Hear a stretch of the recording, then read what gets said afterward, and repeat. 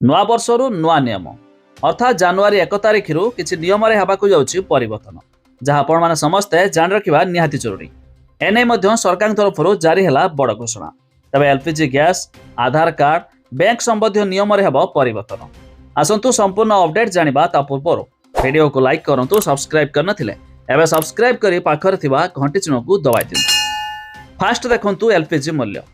ତେବେ oil marketing company ପ୍ରତ୍ୟେକ ମାସର ପ୍ରଥମ ଦିନରେ ଏଲ୍ପିଜି ସିଲିଣ୍ଡର ମୂଲ୍ୟ ସଂଶୋଧନ କରିଥାଏ।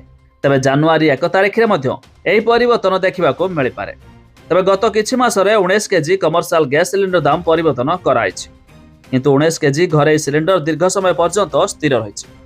ତେବେ ଲୋକସଭା ନିର୍ବାଚନ ଏବଂ ପ୍ରଧାନମନ୍ତ୍ରୀ ନରେନ୍ଦ୍ର ମୋଦି ସରକାରରେ ଏହି ମୂଲ୍ୟ ହ୍ରାସ ଦେଖିବାକୁ ମିଳିପାରେ। ଆଉ ନେକ୍ସଟ ହେଉଛି ଇପିଏଫ୍ଓର ନୂଆ ନିୟମ।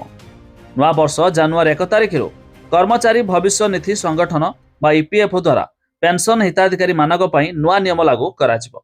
ଏହା ସେମାନଙ୍କ ପାଇଁ ଏକ ବଡ଼ ପଦକ୍ଷେପ ହୋଇପାରେ। ତେବେ ଏହି ପରିବର୍ତ୍ତନରେ ଏବେ ପେନ୍ସନଧାରୀ ନିଜ ପେନ୍ସନ୍ ଟଙ୍କା ଦେଶର ଯେକୌଣସି ବ୍ୟାଙ୍କରୁ ଉଠାଇ ପାରିବେ। ଏଥିପାଇଁ ସେମାନଙ୍କୁ କୌଣସି ଅତିରିକ୍ତ ଭେରିଫିକେସନର ଆବଶ୍ୟକତା ନାହିଁ। ଆଉ ନେକ୍ସଟ ହେଉଛି ୟୁପିଆଇ 123 ପେ। ତେବେ ରିଜର୍ଭ ବ୍ୟାଙ୍କ ଅଫ୍ ଇଣ୍ଡିଆ ଦ୍ୱାରା ଫିଚର ଫୋନରୁ ଅନଲାଇନ୍ ପେମେଣ୍ଟ ସୁବିଧା ଯୋଗାଇ ଦେବା ପାଇଁ ୟୁପିଆଇ 123 ପେ ଆରମ୍ଭ କରାଯାଇଥିଲା। ତେବେ ଏହାର ଟ୍ରାଞ୍ଜାକ୍ସନ ଲିମିଟକୁ ବୃଦ୍ଧି କରିବା ପାଇଁ ନିଷ୍ପତ୍ତି ନିଆଯାଇଛି। ତେବେ ଜାନୁଆରୀ 1 ତାରିଖରୁ ଲାଗୁ ହେବାକୁ ଥିବା ଏହି ନିୟମରେ ୟୁଜର୍ସ 10,000 ଟଙ୍କା ପର୍ଯ୍ୟନ୍ତ ଅନଲାଇନ୍ ପେମେଣ୍ଟ କରିପାରିବେ। ଏହା ପୂର୍ବରୁ ଏହି ଆମାଉଣ୍ଟ 5,000 ଟଙ୍କା ରହିଥିଲା।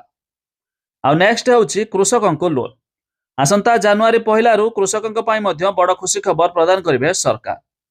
ବର୍ଷର ପ୍ରଥମ ଦିନରୁ ରିଜର୍ଭ ବ୍ୟାଙ୍କ ଦ୍ୱାରା କୃଷକ ବିନା କୌଣସି ବନ୍ଧକରେ 2 ଲକ୍ଷ ପର୍ଯ୍ୟନ୍ତ ଟଙ୍କା ଋଣ ମିଳିପାରିବ।